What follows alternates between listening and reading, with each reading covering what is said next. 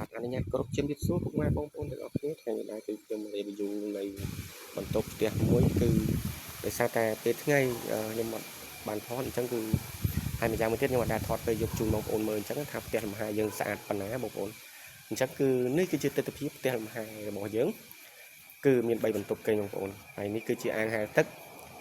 នៅពេលរាត្រីគឺត្រូវជាមួយនឹងពន្លឺភ្លើងគឺវាបដូរពណ៌ឡើងបែបនេះបងប្អូនគឺវាមានបដូរពណ៌ទៅពណ៌ក្រហមពណ៌ខៀវពណ៌អីអញ្ចឹងទៅបងប្អូនហ្នឹងហើយបងប្អូនអញ្ចឹងបន្តទៅគឺសូមនាំបងប្អូនទៅមើលបន្ទប់តែម្ដងបងប្អូនណាបាទនេះគឺជាបន្ទប់គេងមួយដែលនៅទល់មុខស្រះទឹកតែម្ដងបងប្អូនគឺយើងអត់ទាន់បានដេកកាត់ទេយើងគ្រាន់តែបត់រូបបត់ព្រួយរៀបចំរួចរាល់ហើយយើងអត់ទាន់ដេកកាត់ដោយសារយើងអត់ទាន់មានភ្ញៀវចូលស្នាក់នៅអញ្ចឹងបងប្អូនបាទគឺផ្ទះនេះធំទូលាយបងប្អូនទាំងក្នុងទាំងក្រៅតែម្ដងបងប្អូនទីធ្លាខាងក្រៅក៏ធំ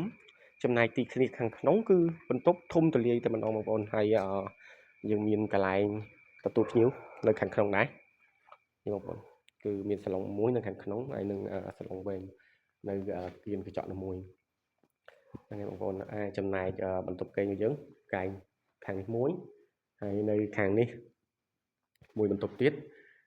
ខាងនេះគឺបន្ទប់មេគ្រួសារហើយនេះគឺជាតុទទួលទានអាហារបានដូចគ្នាបងប្អូនទាំងក្នុងទាំងក្រៅតែម្ដងបងប្អូនណា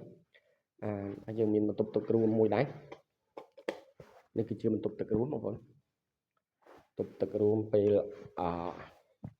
បងប្អូនជាក់ទៅពិបាកដែរចូលបន្ទប់អញ្ចឹងគឺមានបន្ទប់ទឹករួមនៅត្រង់នេះតែម្ដងអរគុណច្រើនបងប្អូននេះគឺបន្ទប់មេគ្រួសារបងប្អូនបន្ទប់មេគ្រួសារនេះគឺនេះបងប្អូនមានទីធ្លាធំទូលាយនិងមានសាឡុងមួយផងដែរហើយក៏មានសាឡុងគៀនជាងនេះផងដែរហ្នឹងហើយនេះគឺជាបន្ទប់ទឹកខាងយើងបងប្អូនបន្ទប់ទឹកដ៏ធំទូលាយតែម្ដងបងប្អូននេះគឺជាភ្លើងខាងក្នុងបន្ទប់ទឹកគឺបែបនេះបងប្អូនបែបនេះរឿងឡើងបន្តិចទៅសាក់ខ្ញុំរកពូរកបងតាអត់ឃើញនឹងខ្ញុំបងប្អូននេះគឺជា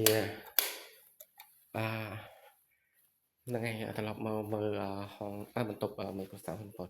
នេះអូនស្អាតយើងអាចស្រឡឹងពីខាងនេះទៅឃើញស្រះទឹកតែម្ដងបងប្អូននិយាយទៅបើយើងអត់បិទបង្នួនទេគឺយើងគេងបើកបង្នួនចន្លោះស្រះទឹកហ្នឹងគឺ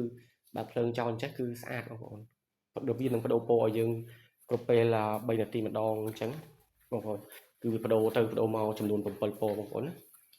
ហ្នឹងហើយអរគុណច្រើនបងប្អូនវីដេអូថ្ងៃនេះក៏មានអីទេគឺមានតែប៉ុណ្ណឹងដើម្បីថតជូន review ជូនបងប្អូនមើលអញ្ចឹងបើសិនជាបងប្អូនមានចំណាប់អារម្មណ៍ចង់មកស្នាក់នៅផ្ទះលំហែក្នុងខេត្តកែបយើងបងប្អូនអាចទំនាក់ទំនងមកកាន់ខ្ញុំបានតាមរយៈ page របស់ខ្ញុំឬក៏ Facebook ឬក៏លេខទូរស័ព្ទដែលខ្ញុំដាក់នៅខាងលើវីដេអូនេះតែម្ដងអរគុណច្រើនបងប្អូនបាយបាយ